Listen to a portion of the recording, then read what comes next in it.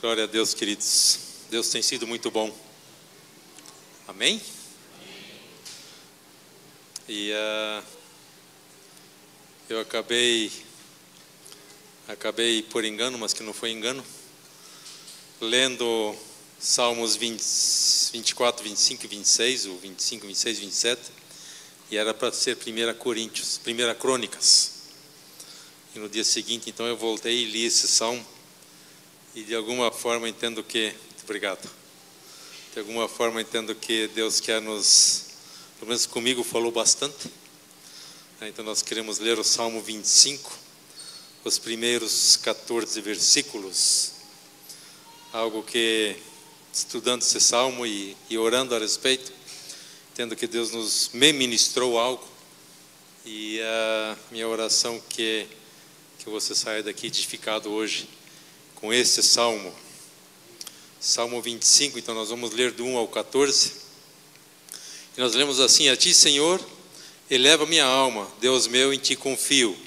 Não seja eu envergonhado, nem exultem sobre mim os meus inimigos. Na verdade, dos que em ti esperam, ninguém será envergonhado. Envergonhados serão os que sem motivo procedem traiçoeiramente. Faze-me conhecer os teus caminhos, Senhor, ensina-me as tuas veredas, guia-me na verdade e ensina-me, pois tu és o Deus da minha salvação, em quem eu espero todo dia. Lembra-te, Senhor, das tuas misericórdias e das tuas bondades, que são desde a eternidade. Não te lembres dos meus pecados da mocidade, nem das minhas transgressões. Lembra-te de mim, segundo a tua misericórdia, por causa da tua bondade, ó Senhor. Bom e reto é o Senhor, e por isso aponta o caminho aos pecadores. Guia os humildes na justiça e ensina aos mansos o seu caminho. Todas as veredas do Senhor são misericórdia e verdade para os que guardam a sua aliança e os seus testemunhos. Por causa do teu nome, Senhor, perdoa a minha iniquidade, que é grande. Aquele que teme ao Senhor, ele o instruirá no caminho que deve escolher. Na prosperidade repousará a sua alma, e a sua descendência herdará a terra. O Senhor confia o seu segredo aos que o temem, aos quais lhe dará a conhecer a sua aliança. Algumas coisas interessantes desse salmo. Eu pesquisei um pouco quando que foi escrito esse salmo, e muito provavelmente ele foi escrito quando Davi estava tendo que fugir de Jerusalém por conta da rebeldia de Absalão, do filho dele que estava tomando o reino, e ele teve que fugir. Lendo o salmo e relendo, o salmo ele começa assim: A ti, Senhor, eleva minha alma, Deus meu, em ti confio. Qual que era a situação de Davi? Qual que era a pegada do dia de Davi? E ele termina o salmo, nós lemos ali depois os versículos 17 até o 22. Alivia minhas tribulações, considera os meus inimigos, guarda minha alma. Ó Deus, redime a Israel de todas as tribulações. E uma das coisas que eu fui ministrado é que normalmente eu começo a minha oração numa situação assim pelos últimos versículos. E Davi ele começa diferente. Davi ele começa declarando a confiança dele ao Senhor. E é algo que eu preciso aprender.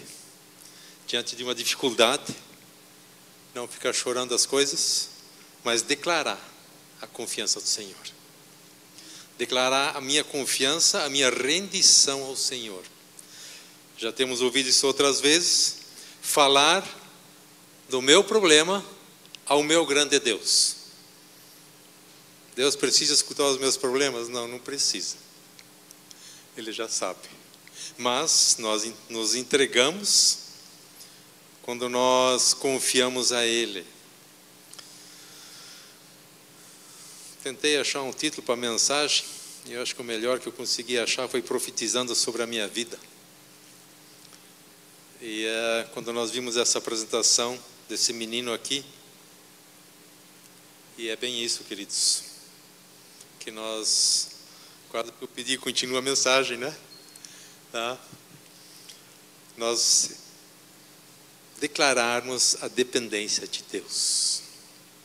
Deus tem nos amado tanto, que Ele nos salva ali onde é que nós estamos. Deus não olha para a nossa situação para nos salvar. Ele simplesmente nos salva dali onde é que nós estamos. Não importa aonde, não importa como, você é salvo. Nós fomos salvos. Mas Deus também nos ama demais para deixar onde é que nós estamos. Deus quer que nós cresçamos. Davi, ele começa o salmo declarando a sua confiança a Deus. A entrega de Davi. Provavelmente esse salmo foi escrito quando ele estava fugindo de Absalão. Davi começa o salmo: a ti, Senhor, eleva minha alma, Deus meu, em ti confio. A entrega de Davi precisa ser olhada, né? E é nós não hesitarmos em nos apresentarmos diante de Deus. É uma busca ativa, não é uma busca passiva. Davi, ele dependia do Senhor, sim, ele confiava no Senhor, sim, mas ele buscava entender o caminho de Deus. Ele perguntava para Deus. Você provavelmente, se você não leu, leia 1 Samuel 30, nós temos ali a história de quando Davi estava com seus homens em Ziclag, e ele saiu, e 3 dias depois ele voltou, ou ele estava a 3 dias de viagem, e Ziclag tinha sido destruída, tomada, a cidade queimada, e todas as mulheres e crianças que ficaram em Ziclag foram tomadas como reféns, e inclusive os animais. E Davi e seus homens vinham de uma jornada cansativa, choraram até não aguentar mais, e esses homens começaram a falar: Davi, você é o culpado disto, e queriam o corpo de Davi. O que Davi fez? Foi para a presença do Senhor. Diz: Deus, o que eu faço agora? Vou atrás? Deus diz: vai. E você conhece a história? E ele recuperou tudo e mais um pouco.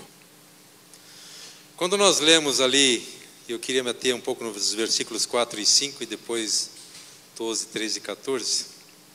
Mas no versículo 4 ele diz assim: faze-me conhecer os teus caminhos, Senhor. Faze-me conhecer. Um pedido que só faz quem reconhece que precisa de ajuda. Eu não vou dizer para Deus, para Ele me fazer os caminhos dele conhecidos, se eu não quero saber os caminhos dele. Mas essa oração de Davi mostra o coração rendido e diz: faze-me conhecer os teus caminhos. Ele estava numa situação complicada. Ele estava correndo de Absalão, e nós lemos a história, ele estava sendo apedrejado por um certo cidadão lá, estava sendo cobrado, e ele diz: faze-me conhecer os teus caminhos. Eu reconhecer que nós precisamos de ajuda. Nós não sabemos fazer tudo. Nós lemos ali nos evangelhos sobre Nicodemos. Ele foi conversar com Jesus à noite. Ele foi se aprofundar do caminho de Jesus. Ele foi uma busca ativa. Quando nós lemos ali em Filipenses, no 1º capítulo, a oração de Paulo pelos filipenses, é algo que tem me chamado a atenção. A oração de Paulo aos filipenses.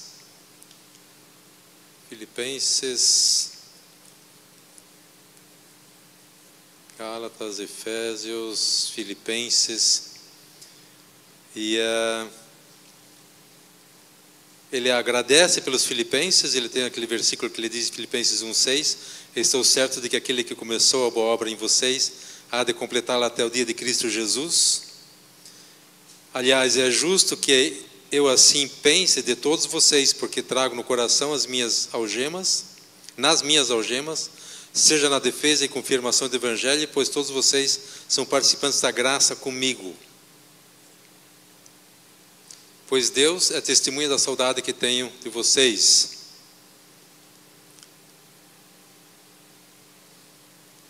Vocês todos profundamente... É testemunha da saudade que tenho de todos vocês, no profundo afeto de Jesus, de Cristo Jesus. E também faça essa oração, que o amor de vocês aumente mais e mais, em conhecimento, em toda percepção, para que vocês aproveitem as coisas excelentes, que sejam sinceros e inculpáveis para o dia de Cristo, cheios de fruto de justiça, que vem por meio de Jesus Cristo para a glória e louvor de Deus. Paulo, ele ora pelos filipenses. Amados filipenses, vocês precisam crescer. E nós pegando essa oração para nós precisamos crescer. E nós nos ajudamos mutuamente. Nós lemos ali em João 5,19, é algo assim, para mim, tremendo. E eu entendo que Jesus levantou bastante a régua aqui. João 5,19, nós lemos assim: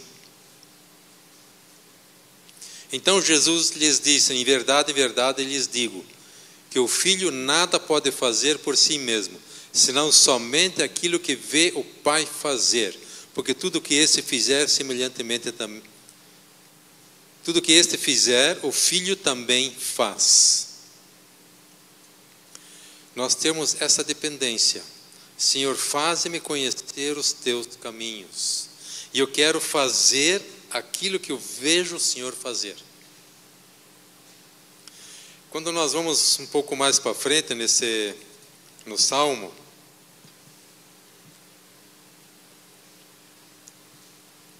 faze-me conhecer os teus caminhos, Senhor, e ensina-me as tuas veredas. Ensina-me as tuas veredas. Eu entendo que é o começo de um relacionamento. Não tem como nós ensinarmos ou sermos ensinados se nós não sentarmos e não começarmos um relacionamento. Ensina-me, Senhor, as tuas veredas. Pelo fato de reconhecer os caminhos do Senhor, não quer dizer automaticamente que eu ande neles. Conhecer os caminhos não é o suficiente. Saber que são bons não é o suficiente. Davi, ele diz, ensina-me, Senhor. Ensina-me tem a ver com abrir o coração, abrir a mente. Ensina-me tem a ver com querer. Nós conhecemos aquele ditado, diga-me com quem andas e te direi quem és. Quando nós vamos ali para o Salmo 1, ele diz assim, bem-aventurado é aquele que não anda no conselho dos ímpios, que não se detém no caminho dos pecadores, nem se assenta na roda dos escarnecedores. Existem uns níveis aqui. Pelo contrário, seu prazer está na lei do Senhor, na sua lei medita dia e noite. É como a árvore plantada junto a uma corrente de água, que no seu devido tempo dá o seu fruto e cuja folhagem não murcha, e tudo que ele faz será bem sucedido. Os ímpios não são assim, são porém como a palha que o vento dispersa. Por isso, os ímpios não prevalecerão no juízo, nem os pecadores na congregação dos justos. Pois o Senhor conhece o caminho dos justos, mas o caminho dos ímpios perecerá. E aqui me fica uma pergunta: a quem que eu empresto os meus ouvidos? A quem eu empresto meus ouvidos? Aonde eu vou buscar conselho? muito provavelmente eu estou andando no caminho que eu estou andando por ter ouvido pessoas desse caminho. A quem que eu empresto meus ouvidos? A quem que eu vou buscar, aonde eu vou buscar conselho? Quem pode me aconselhar nisto ou naquilo? Os meus caminhos, os caminhos que eu estou andando, vão refletir a quem eu estou escutando. E Davi, ele diz aqui no Salmo 25, ensina-me as tuas veredas. E nós somos comparados, Jesus fala sobre o bom pastor e as ovelhas. A ovelha precisa de pastor. A ovelha se perde muito facilmente, ela não tem um senso de direção muito afinado. Então ela precisa de direção. A ovelha precisa ser guiada. E nós precisamos ser guiados. Vai ser sempre tudo bom e perfeito? Não. Mas nós sabemos em quem nós temos crido. O Senhor Jesus, ele guiava os seus 12. Jesus, ele guiava os seus 12. Ele vivia o Evangelho para os seus 12. Nós precisamos ser guiados. Quando nós falamos de ser guiados, nós podemos ir lá para Romanos 12, 1 e 2. Eu preciso de uma mudança da mente. Isso é simples? Não é. Não é tão simples. Já tenho usado esse exemplo outras vezes. Se você simplesmente juntar as mãos, junta as mãos uma vez assim, tá?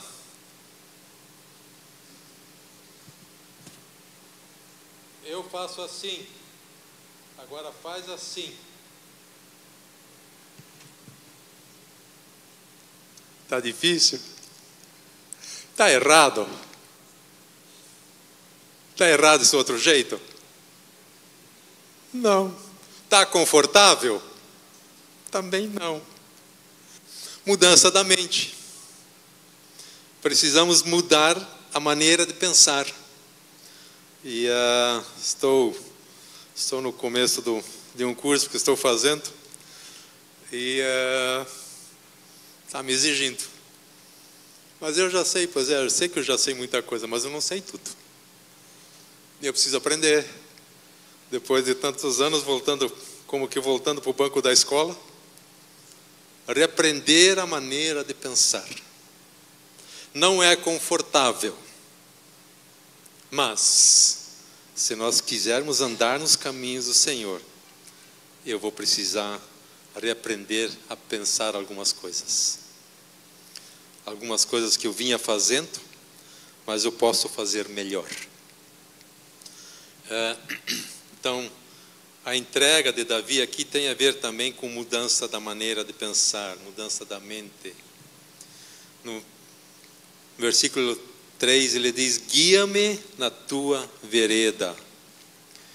Guia-me na tua vereda. Eu preciso ser guiado. E ele diz outra vez: ensina-me. Ele termina o versículo 3, não. 5, guia-me na tua vereda, ensina-me outra vez. Oséias nos diz que o meu povo era por falta de conhecimento. Eu preciso da tua revelação. Eu preciso que você testemunhe para mim daquilo que Deus tem te falado. E eu preciso testemunhar para você o que Deus tem me falado. Nós testemunharmos aquilo que Deus tem nos falado. Ele continua assim no versículo 5: pois tu és o Deus da minha salvação, em quem espero todo dia. É verdade, amém, aleluia. Mas qual que era a situação de Davi aqui? Pelos historiadores, ele estava fugindo. Ele estava em fuga. E ele declara: pois tu és o Deus da minha salvação, em quem espero o dia todo. Salvação, a direção está em Deus. Quando esses dias nós passamos pelo Salmo 56, e ali Davi afirma: uma coisa eu sei, Deus é por mim. Não importa a situação, Deus é por mim.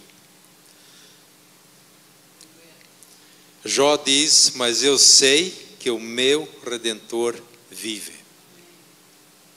Nós declararmos isso às nossas dificuldades, declararmos isso aos nossos desafios. Eu sei que o meu Redentor vive. Eu sei que Deus é por mim. Ele é por mim e pronto. Eu sou perfeito? Não, não sou. Mas Deus não me ama pelo que eu faço, Deus me ama pelo que eu sou. E quando eu entendo que Deus me ama pelo que eu sou, eu vou trabalhar para Ele.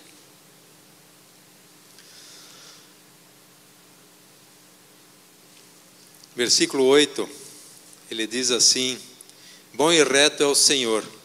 Ele estava fugindo. Por isso aponta o caminho aos pecadores.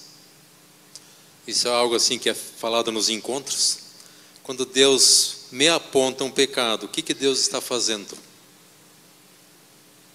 Quando Deus nos aponta um pecado, o que Ele está fazendo conosco? Demonstrando o amor dele por nós. Quando Deus me aponta um pecado é porque Ele está me amando. Quando Deus te aponta um pecado é porque Ele está te amando. Porque Ele quer que você viva uma vida reta diante dEle. Uma vida com sentido, uma vida que tem razão de ser. Versículo 9 ele diz: guia os humildes na justiça e ensina os mansos o seu caminho. Nós lemos isso nas bem-aventuranças. Nós sermos guiados, nós sermos mansos. Indo lá para o versículo 12. Aquele que teme ao Senhor, Ele o instruirá no caminho que deve seguir. Aquele que teme ao Senhor, Ele o instruirá o caminho que deve seguir. O que nós lemos lá em Mateus 26, 1?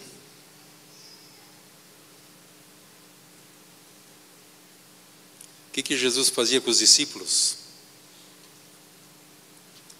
Mateus 26, 1, quando Jesus acabou de proferir essas palavras, disse aos seus discípulos: que distância que eu posso ter quando eu quero te ouvir? Que distância física eu tenho quando eu quero ser ensinado? Eu preciso estar perto. Eu preciso estar perto do Senhor para ser ensinado por Ele. Os discípulos andavam com Ele e Ele os ensinava. Nós lemos lá em Amós 3, 7.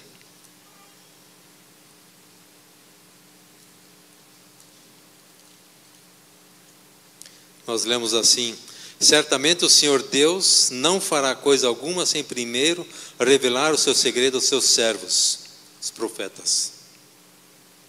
Deus quer fazer as coisas, mas Ele quer nos revelar o que Ele está fazendo. Mas eu não ouço Deus. O problema nunca está lá. Se tem algum problema, sempre vai estar aqui. Não vai estar lá. Deus se afastou de mim. Não, Deus não se afasta de nós. Nós que nos afastamos dEle. É o pecado que nos afasta dEle. Deus não se afasta de nós. Nós que saímos debaixo do guarda-chuva dEle e daí somos retalhados. Deus quer se revelar para nós. Deus quer ter comunhão com você e comigo. Deus quer nos mostrar o caminho a seguir. Ele anseia em fazer isto, tá? Mas Ele quer te revelar as coisas antes.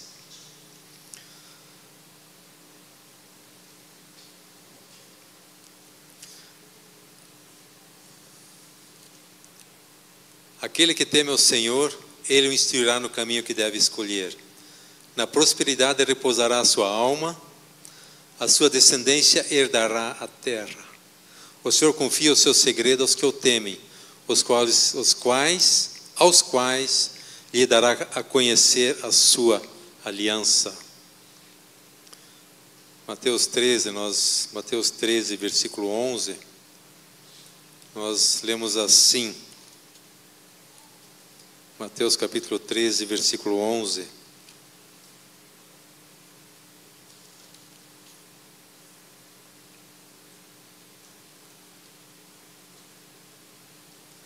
Onde está?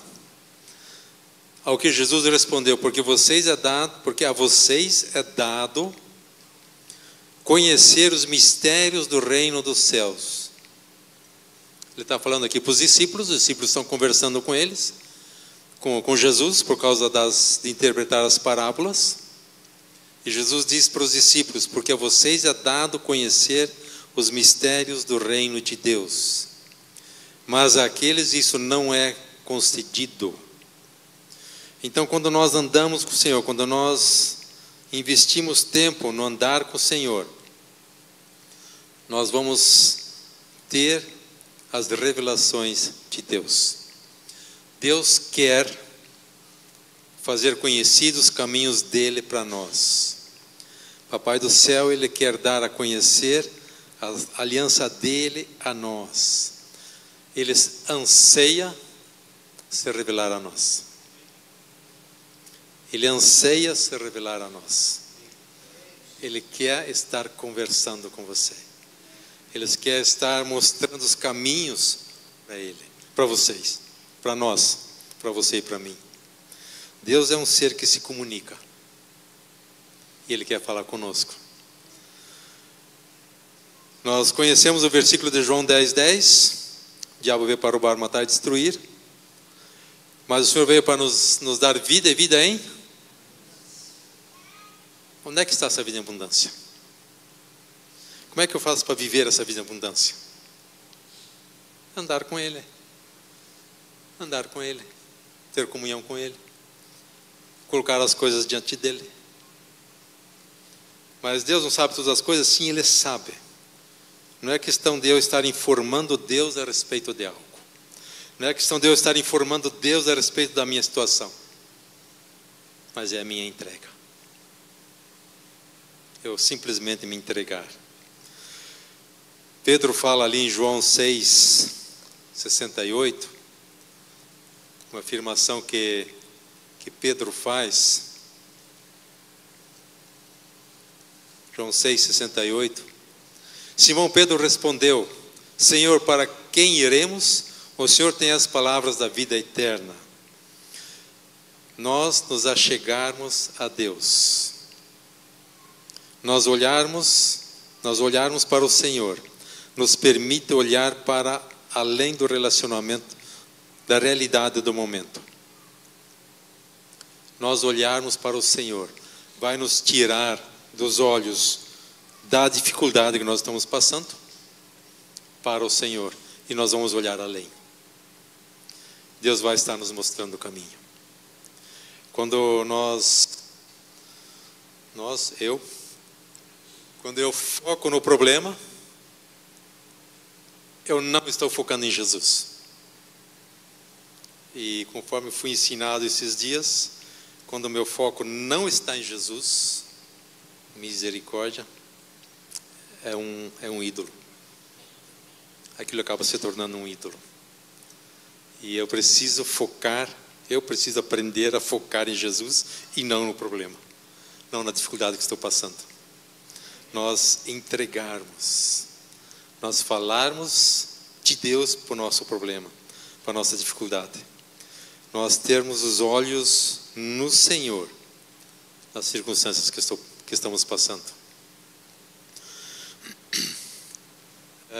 Nós escutamos a vovó falando que ela está tentando. Eu falei para mim assim: ela não está tentando, ela está fazendo. O que ela está fazendo ao educar o menino? Sim, está pisando na vida dele. Está trabalhando, não no momento, mas está trabalhando no futuro. Quando nós nos importamos uns com os outros, quando nós tiramos os olhos do nosso problema e nos importamos, nós estamos trabalhando no futuro. Porque os olhos não estão no problema, mas estão na resolução que Deus está mostrando para nós. Entendemos tudo? Não. Às vezes nem gostamos. Deus às vezes nos dá alguma direção que a gente não gosta. Mas ela vai gerar um fruto no futuro. Então, com isso nós estamos profetizando aqui com a apresentação do menino, profetizando no futuro dele. Quando nós temos os olhos fixos no Senhor, nós estamos profetizando a nossa volta para o futuro.